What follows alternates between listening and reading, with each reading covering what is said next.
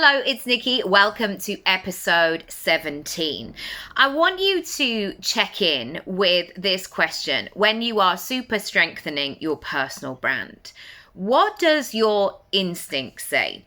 Now, some people will not be familiar with this notion because they're very rational, they're very logical. If it fits in a spreadsheet, they can just get it done. It makes sense. Off we go. We'll keep going. Until maybe they have a moment where they absolutely burn out, where they're crying for no reason and they don't understand why, or they feel like they've switched off or detached from the world. And the thing is, we have to always be looking at things from a 360 perspective. And so when we're talking about your next moves, the plans that you make, how you strategically move forward, I think that looking at what something looks like on paper is really important. I think sometimes people go so far the other way. It's like, it feels good and I'm going to manifest the money.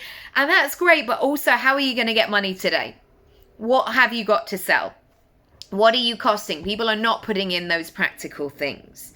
But I think going into detail on a piece of paper and looking at the equations, looking at the details, looking at how that sits is really, really key. The second thing I want you to check in with when it comes to making your next moves is your purpose. Are these things connected with the work that you're meant to be doing? Because I know this and I see it every single day. If you are somebody that has great energy, you are somebody who can make things happen, you bring a lot to the table, you've got a can-do attitude, you can find a way, you are creative, somebody will always give you a job or give you a task, and you'll find yourself going, oh yeah, of course, I'll help you with that. And people go, brilliant. Let me take your skills. And a lot of people don't do it in that grabby way necessarily, but it can be nevertheless really consuming of your time, your energy, your focus, and it's also taking you away from what you're supposed to be doing.